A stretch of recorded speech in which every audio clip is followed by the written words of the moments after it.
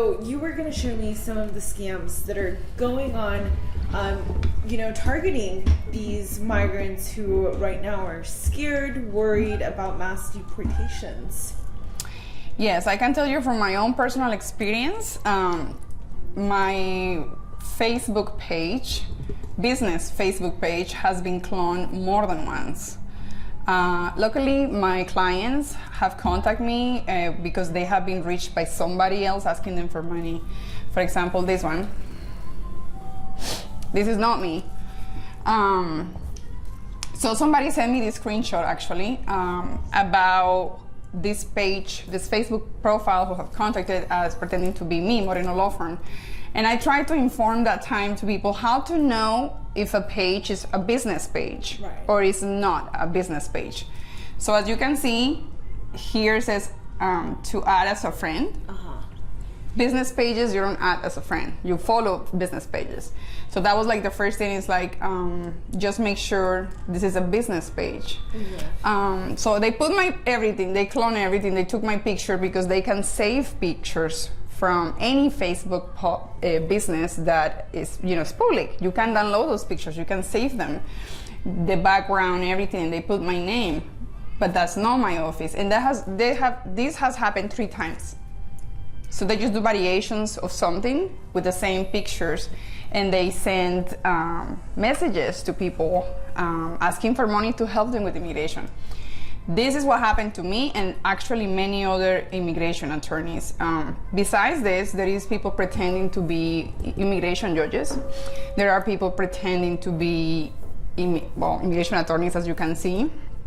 And there are people pretending to be ICE officers. So actually I can show you something very recent. An attorney in a group that I belong to shared a picture of what is supposed to be like an attorney license of someone that scammed $1,800 from a juvenile, a minor. Oh, wow. It is insane. So this is, I believe, in this group. Let me see it to find it quickly. So we have an immigration attorney group here in Texas.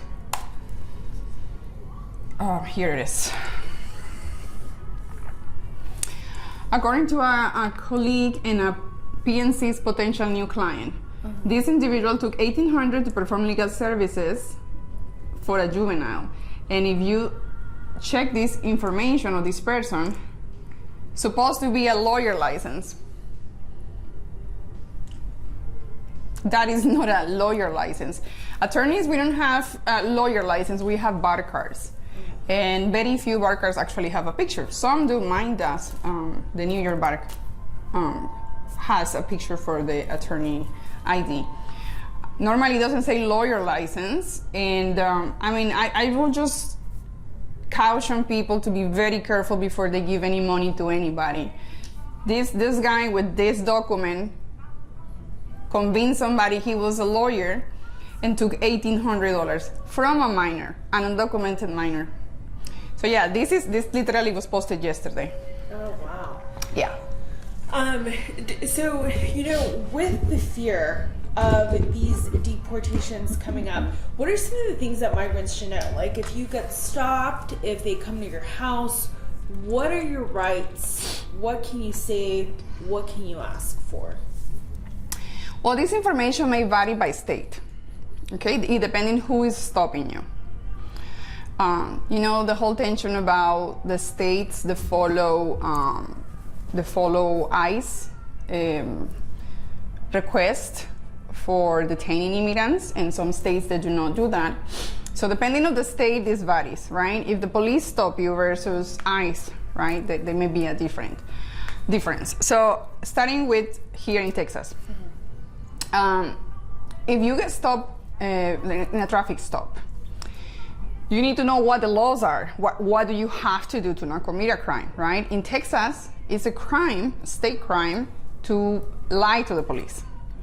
So I would recommend nobody to give a fake name or a fake date of birth to a police officer.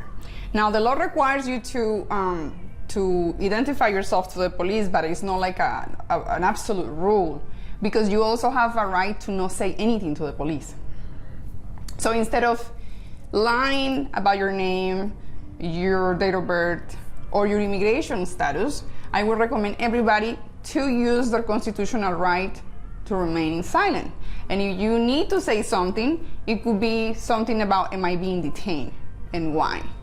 Because anybody has a constitutional right to know why am I being stopped. Because we have a right to not be disturbing our persons or property arbitrarily, right? There has to be due process, and there has to be the respect for the law also from law enforcement. So do not lie to the police. Now, if you don't have documents at this moment, your visa expired, and you're afraid for the police to find out that you don't have documents, don't lie. Don't respond questions about your nationality or immigration status. You don't have to. You do not have to respond these questions. First of all, you have a right to remain silent. And another thing is, this stop has to be because the authorities believe you're committing a crime, right? So if they start asking you about where are you from, your nationality, and your immigration status, then why did you stop me? What does that has to do with the stop? The stop has to be constitutional. It cannot be arbitrary, right? Not just because. And also, we should not allow the law enforcement to stop people because of the color of skin or what language they're talking at the moment, because that would be profiling, it would be discriminating, it would be unconstitutional too. So that would be the first thing. Do not lie to the police. Do not lie to the police, but also keep in mind you don't have to provide all your information to the police. You only have to identify yourself. Under Texas law, identifying yourself means telling your name and your date of birth and your current address. And that's it. It doesn't include saying your nationality. It doesn't include if you have a visa or if you don't have any documents or how did you enter in the United States. That's it. Just your name and your date of birth and an address. Anything else you don't have to say besides why am I being detained? And that is a lawful question. That's a question that whether you're a citizen or not, you should be asking when you get disturbed by the police, when you get stopped by the police. Another thing is, if it's ICE, we still have due process rights, even if it's ICE who is stopping you. It's not just about the police stopping you. If ICE commits a crime to detain you, if they lie to you, if they profile you. Now, we're not talking about entering through the bridge or being detained within a few miles from the border. Of course, it is reasonable for ICE or CBP to detain you and ask you for something when you're like right in the border. But if you're in San Antonio in the mall or in a park, you shouldn't be approached by ICE just because you're brown, just because you speak another language, just because you have a turban in your head, just because you have a beard, because that would be profiling. So there is also a due process in even ICE approaching you when you are not at the border. So that's something the people should be aware of, whether citizens or not, whether you have no documents or you're a resident or you're a citizen. The ICE cannot just kidnap you from the middle of the street when you're not committing any crimes or doing anything. There have to be a reason that they approach you, that make them believe you are here undocumented or that you violated the law. Now, the same goes to your house. United States provides constitutional protections to people to be protected from certain unreasonable search and seizures in their homes.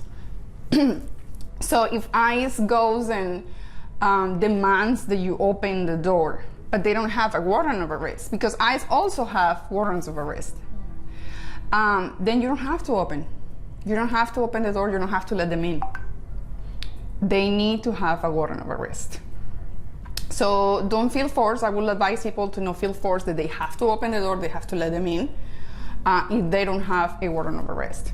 I mean, I cannot show you here what an ICE warrant of arrest looks like. I will be posting something in my platforms, my social media, for people to see. But just remember, you do have rights.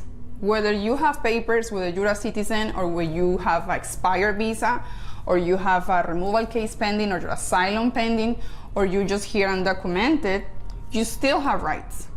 and don't feel afraid to demand those rights to be respected. Now, again, do not break the law. Do not lie to the police. Do not say a fake name, right? And for sure, if you don't have status and if you enter undocumented, do not tell the police about how you entered the United States and about what's your current status, because you do not have to tell that to the police. So that will help a lot in the states where the states are cooperating with ICE. And that's going to happen a lot now. A lot of states are going to be willing and more than willing to cooperate with ICE. So keep in mind, most of the detentions are probably going to come from local police, local law enforcement. So that's why people need to be prepared to deal with local law enforcement that is not necessarily ICE. Okay, and you last time you also told me that if you've been in the country for more than 2 years, if you do get arrested, you have to be able to see a judge, go through that entire process before they can kick you out. Can you tell me about that again? Yeah, so, pardon, sorry. So, immigration law states that since 1996, the last time immigration law was amended, the Congress has stated that immigrants that are just arriving, people that just cross the border, whether lawfully or through another place, if a person has been here for less than 2 years and they just very close to the border, I believe it's 100 miles from the border, you don't have a right to see an immigration judge to determine whether you're removable or not. Basically, the idea of that is people who are just getting here, they don't have necessarily family or big, ties to the United States, they're just getting here. So the idea is to process these people quicker. Mm-hmm. That's why they don't have a right to see an immigration judge. I'm so sorry. Yeah. Now, when people have been here for at least 2 years, or they're further away from those 100 miles from the border. So it's 3 years? 2 years? 2 years. If somebody has been here for 2 years, they cannot be administratively deported or expedited removal. So basically, that's what I mean, whether you can see a judge or not. So if you just got here, you have been here for less than 2 years, ICE or CBP, Border Patrol, can deport you, can remove you, that's actually the term in the law, can deport you without you seeing a judge, an immigration judge. So that is an administrative deportation, that is an expedited deportation, and it's completely legal. Mm-hmm. If you have been here for 2 years or more, then you have a right to demand that you present your case with an immigration judge and that immigration judge decides whether I get deported or not. So everybody who is here for more than 2 years cannot be legally deported without giving those people the option to see an immigration judge so they can present their case and maybe they can apply for something to stay lawfully in the United States. So that is something very important people need to know. If they have been here for 2 years, they have a right to see the judge. Do not give up that right, because you can waive that right voluntarily. So do not give up the right. Demand that you be seen by an immigration judge and that you'll be allowed to present your case. Okay, perfect. Is there anything else that migrants should know, whether they're going through the immigration process or not at all, that they should know before, this next term comes in and could start those deportations? Yes, so going back to whether am I going to be able to be, am I going to be deported right now? That is important to know. So if you've been here for 2 years or more, no, you cannot be deported right now without being allowed to see a judge. But if you already seen a judge and you were ordered deported because you presented your case and the judge found that you did not meet your burden of proof to show you were eligible for asylum or for your residence or cancellation, or if you did not show up to your court, if you fail to appear to your hearing with the immigration judge, the judge has to order you removed in absentia. So if you already have a removal order from the judge, whether because you lost your case or you did not attend your hearing, you can be deported expedited too. ICE has an order to deport you from the judge. The judge is ordered that you be removed from the United States. So you already have a removal order. I don't want people to misconstrue what I'm saying, that if you've been here for 2 years, you can't get deported, you have a right to see a judge. But when you have an order, we're past that. You already saw a judge or could have talked to the judge, but you didn't show up to court. So those people are the most vulnerable ones. Right now, they're gonna be the easiest people to deport because they no longer have a right to see a judge. So for those people, and those are the people that we in my office are focusing right now, the people that have final removal orders, there are still options. You can try to reopen a deportation order. Now, it's not easy. The law allows you once. You have a chance once to try to reopen your case. You cannot reopen your case just because. You have to have a basis for it. They're very limited basis. So, for example, people that don't show up to court, which is easy for people not to show up to court, not because they don't want to, but because when people just come here to the United States, they have house insecurity. Very few of them actually have a stable place to arrive. You know, somebody's a family member, sometimes it's just a friend of a friend where they're gonna stay. That doesn't mean they're gonna stay there for more than a month. They don't know how long they're gonna be there. Because, you know, when you're a guest in somebody's house, you don't know how long you can be there. And then these people need to start working to support themselves and pay their legal fees too. And then they get a job. And normally these jobs sometimes are not in the same city. So people that just arrive here, it's really hard for them to have a physical address, and even more hard for them to get a mailing address, a good mailing address to be reached at. So this is how a lot of people don't get the notice, because they move and the notice for their hearing goes somewhere else. So anyhow, that is a ground to reopen case. If you did not receive notice of your hearing, and a lot of people are in that boat. If you did not receive notice of when you had to show up to your hearing and you got ordered deported because you failed to appear, you have a right to reopen your deportation process. So even in the worst case scenario, when you already have a final deportation order, you can still try to reopen that deportation order, but you have to do it with somebody who is an experienced attorney in immigration. You cannot do it with anybody because it's not easy. And immigration judges don't want to have more work, of course, because the court there is a backlog of thousands of cases. So they choose what cases to open, right? So you have to document why you were not able to attend your hearing, or where did the hearing go. There are other reasons to reopen cases. For example, people that have been abused by a citizen, spouse, parent, or child. Those cases can be reopened. And there is another base that is actually pretty common too. They have a bad representation. Either they were pro se, they didn't have an attorney, or they had an attorney that was not too knowledgeable, or they were being held by a notary. So they did not apply for things with the court they could have, and they lost their case, you see?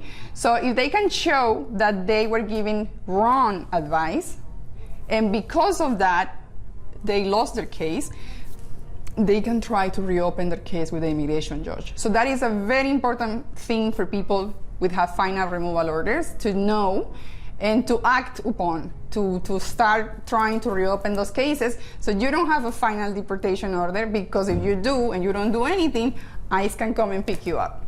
Another thing that can happen, like the people can do when they have removal orders and ICE detains you to deport you, there is something called the stay of removal. The stay of removal is done with a form called I-246. And you have to pay like $150 for that. And you have to your family member, because you're gonna be detained, they need to know where the local ICE office is.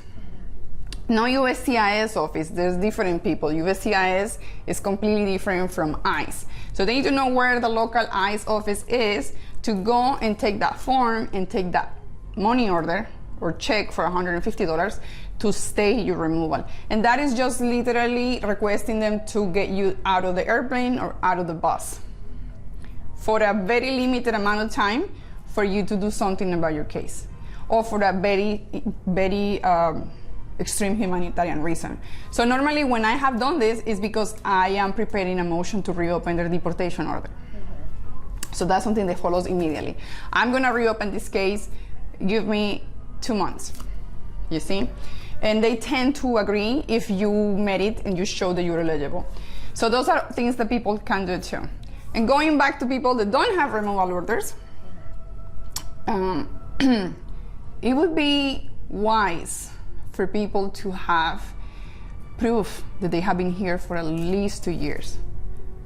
Why? Because if ICE wants to deport you without seeing a judge and you're saying I've been here for more than 2 years, but you don't have anything to support that, ICE can assume you're not telling the truth.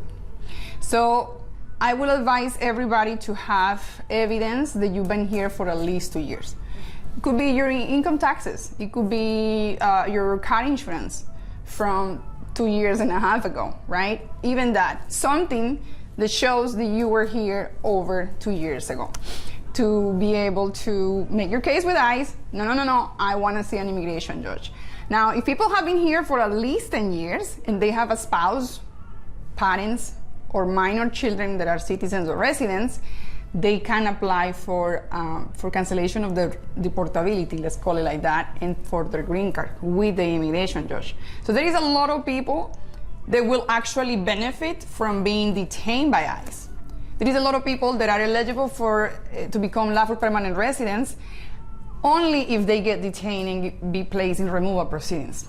So that's another thing I like to remind people, because when people get detained by ICE, they get scared, they feel hopeless, and sometimes officers tell them that if you fight your case, because remember, people can voluntarily waive the right to see the judge. Sometimes immigrants are told that you're gonna be detained for a long time. Do you really wanna do this?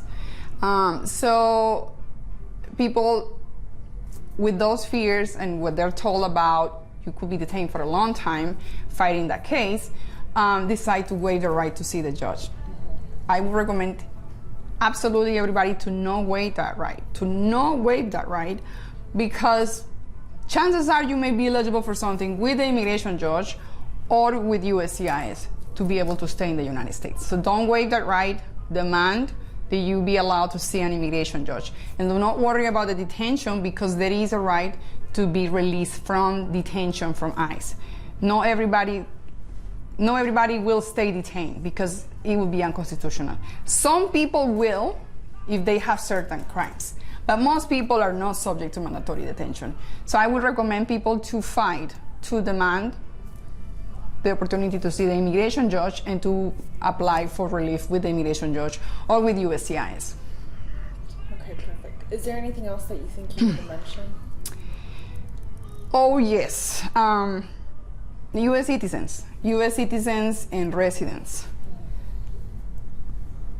I mean, I don't want to be negative, I don't want to scare people, but if history is any indication, if the past administration from the upcoming administration, the past administration of President Trump, yes, there was a lot of law enforcement against immigrants, and his advisors and him have been very clear that they intend to double down in enforcement against unlawful immigration, which they're entitled to do. The thing is, when they do these big plans to detain as many people and place a lot of people in removal proceedings, a lot of people get caught in the net, and that includes citizens and residents. So if people haven't requested their passport, their U.S. passport, if they're citizens of the United States, they should request that U.S. passport. And if you can request the little card, there is a card that you can carry on your wallet or your purse, because the book may be too big, do it, and do it now. And I bet a lot of people are doing it. It's going to take a while. So I would recommend everybody who is a U.S. citizen to do that as soon as possible, so you can carry something with you showing that you are a U.S. citizen. Same thing with your residence. If you are a lawful permanent resident, you should carry your resident card with you at all times. At all times. If you're gonna go to H-E-B, you're gonna go to Walmart, if you're gonna go close, take your documents with you. because if you do get detained, you don't want to be explaining ICE officers that you are a U.S. citizen with nothing to prove. And unfortunately, most people don't even know where their birth certificates are. Most people don't even know where their passports are. So you don't want to be detained by ICE trying to tell your cousin or your grandma where to find those documents for you. So just prepare. Don't think this is not about you. Don't think because you're a citizen or you're a resident, this is not about you. Nothing is going to happen to you, because easily could, and it has happened in the past. And to not, don't be afraid, get informed, contact a competent attorney to help you. If you already were deported, you can still try to reopen your case. If you have not been deported, then you should be getting ready to apply for something with immigration. And carry your documents. Yeah, that would be my advice. Okay, perfect. Anything else I haven't asked you? That I could think of. Be aware of the scammers. I'm glad that you guys are talking about this to the community, because it breaks my heart. The immigrant community works really hard. The immigrant community works really, really hard and really hard jobs. And they're already underpaid. We actually been doing a lot of T visas, which is human trafficking visas. It's surprising that so many people have been victims of human trafficking, and I bet every single person knows at least 5 people that have been victims of human trafficking at their work or in their own families. So it is heartbreaking to know that there are other people out there taking money from the immigrant community, pretending to be lawyers or even pretending to be immigration judges to take their money, their hard-earned money. So I will warn people, because this is the moment you need to go and get help. Make sure the person you're talking to is a licensed attorney. How do you check if somebody is an attorney? Very easily. That attorney should tell you where they're licensed, what state they're licensed. For example, I'm licensed in New York. So if you look up in the New York website, the attorney registration, you will find my name and my attorney license number. If the person is not a lawyer, then you need to ask yourself, why are you asking help from this person? Who is this person, and what are the things that this person, qualifications for this person to actually advise me to do anything? Because only immigration attorneys can go to court with you. Only immigration attorneys can go to USCIS with you. Only immigration attorneys will be allowed inside the ICE office to talk to deportation officers. Only immigration attorneys can and will do appeals. So you're talking to somebody who fill forms, somebody who fill out forms because they know English, they know how to read and write in English, and they want to help. But of course, they're charging, so they're making it a business. But they don't really know well this, except for what the form says. Please run, because you don't need somebody who knows how to read English. You need somebody who can fight for you, who can go in court for you, who can go to talk to ICE with you. Somebody who can actually pick up the phone and call ICE and talk to them, and they will talk to them. That's the person you need. And if somebody says they're a lawyer, they have to be registered in a state as such. So just ask them, what state are you registered as an attorney, and then look it up online. And if that person doesn't show up, then do not give your money to that person. Another thing is, you cannot have access to an immigration judge. An immigration judge is not gonna call you. They're not gonna call you. You're gonna get a notice to attend an immigration hearing. All judges are stationed in a court that has a physical address. So even if you will get a link for an immigration hearing on your behalf for you, there should be an address from that court. You should check if that judge really is in there. You should go in person. Do not be afraid to go to the immigration court. You're not going to be detained. People are not going to be detained for going to the immigration court in person. You know why? Because everybody going to that address do not have documents. Everybody's fighting their removal case going to the immigration court. So a lot of people are afraid to go to the court because no, that's where people without documents go. they present themselves in front of the court to apply for relief with the immigration court. So before you pay somebody who is telling you they're an immigration judge and that you have to appear via online, right, Zoom, and you have to give them money, ask for their name, ask for the address, physical address of the court, and then go or have somebody to go to that address and verify this person is a judge and that your case is there. All immigration courts, all of them have a clerk, like a window where the people speak Spanish, they're helping you. You can go there and ask. Look, I received this email or this message saying that I have a hearing with so-and-so. I just want to make sure this is real. Is this a real judge, right? Do I have a hearing? And also, you can figure out easily if you have a hearing with the immigration court very easily, and everybody should know this. There is a way online to do it. The immigration court has a website. Immigration court is EOIR. So they have this automated case portal. And if people have their documents when they were detained, they're gonna be able to log in here.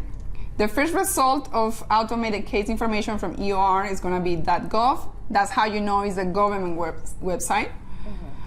And then it's gonna ask you about your A number. This is the identification number that immigration gives you, whether it's CBP when you're coming in, or whether it's ICE if they arrested you for another thing and then they put you in remote proceedings. So that is a 9-digit number, or it could be an 8-digit number. If it's only 8 numbers, you just put a 0 first. And here it's gonna tell you, once you put the number, it's gonna tell you if you have a court hearing or not. Also, if you remember that many years ago, you were detained by immigration and they told you you had to go to court, and then you never heard back from immigration, you never received any notices after that, this is how you check if you did have a hearing. Because if you did have a hearing and failed to appear, in this website it's gonna tell you if you were ordered deported, when you were ordered deported, by which immigration judge. So it's a very useful tool for people to know whether they have a future hearing or if they were already ordered removed by an immigration judge.